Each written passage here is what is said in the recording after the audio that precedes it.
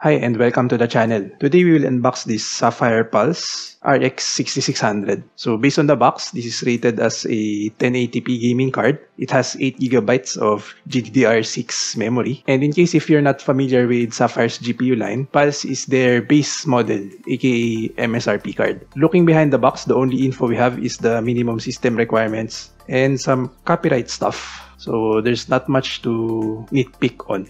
Opening the box. So inside the box, there's another brown box. In here, we can see their office address. Maybe you want to visit them. And some manual. So this is the GPU itself. It is very compact. This box is very small. The GPU is padded by a small but thick foam on one side.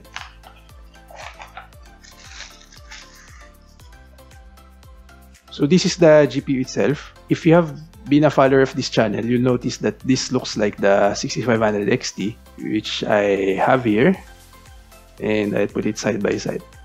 They look pretty much the same. The size is also the same. So Sapphire's design has two fans with fan stop mode. Let's measure the diameter. So it's around 9 cm. The left one seems smaller than the right one. Yeah, by just a few millimeters probably. As for dimensions, the length is 193 mm, height is 120 mm, and it requires 2 slots. As for the output ports, it has 3 display ports and 1 HDMI. Take note that there's also a Lite version of this card, which only has 1 HDMI and 1 DisplayPort.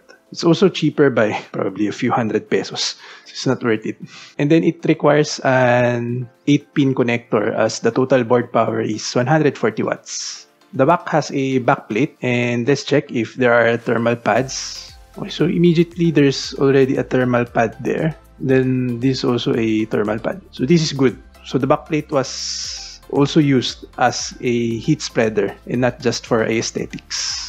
As for the PCIe connector, it came without cover, which is also very typical from Sapphire. Also notice that the RX 6600 only has 8 lanes, so you can see the connections here, and in this side there are no connections. However, there's no impact on this card even though it only has 8 lanes. So to recap, the number of lanes is only critical if the GPU will access the system RAM due to lack of VRAM. So 8GB based on testing is pretty much sufficient for 1080p and 1440p. And this card will not require any access to the system RAM, so it's not a bottleneck. As for cooling design, it has one heat pipe that I can see. It goes from here to here, so you can also see it from the top, then at the bottom, then goes to the top again. So the heat will flow to the sides of the GPU, so from the IO side and from the other side. I don't know what they call this side. So notice also that the top side is pretty much covered, which is in this case it's fine since the heat will go to the sides anyway.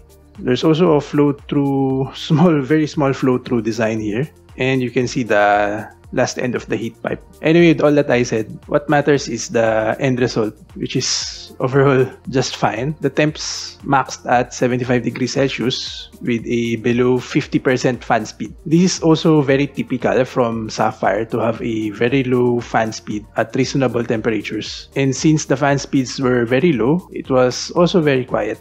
Okay, the next topic will be the benchmarks. As for the benchmarks, I will put this up in a somewhat disadvantaged picture for 2 reasons. First, I have no RTX 3050 yet, which is priced the same as this RX 6600. The reason is that I haven't ordered one yet. So second, a new generation is coming. I am showing you the next tier cards, which are the RTX 3070 and RX 6700 XT, so that you know what to expect on a 20k peso graphics card a year from now.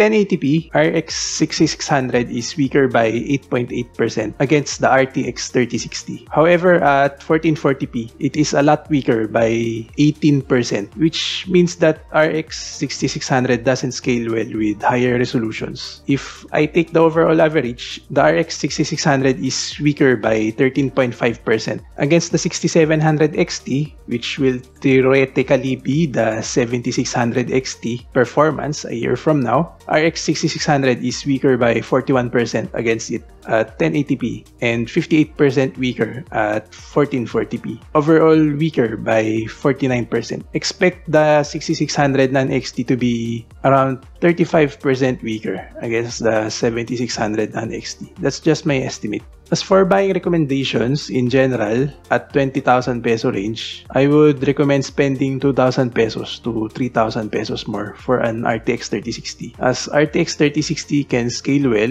even at higher resolutions, and based on FPS per cost performance, I would say that RX 6600 is okay to buy at around 18,000 pesos, or probably 16% less than the RTX 3060 price. If you have a tighter budget and you're putting RX 6600 against RTX 3050, since, well, they are priced similarly, then I would recommend buying the RX 6600 in that case. With public data available, RTX 3050 is generally weaker against RX 6600 by a significant margin. However, do subscribe to the channel as I would still cover that GPU in the near future. If you have a decent PC now and you have this budget, I'd say skip the RX 6600 and wait for the next gen mid-tier GPU cards. As with the upcoming Intel GPU, my take is that if you don't want to pay to become a beta tester, then don't. We also don't know yet if it will ever come to Philippines or other parts of the world in that matter. As for Sapphire Pulse, I personally find it expensive at 21,000 pesos. If I were to ask, given this information now, I'd probably just buy the 3060 instead. If you want this card and would like to risk having no warranties, then check Newegg from time to time. Sometimes they'll sell it at 18,000 pesos. You might also want to consider Sapphire due to their track record of quality, or you're probably just like me, a fanboy. Okay, so that's it for my unboxing. Thanks for watching. Do like or dislike, comment on what you think, and subscribe for more unboxing and benchmarks. Bye!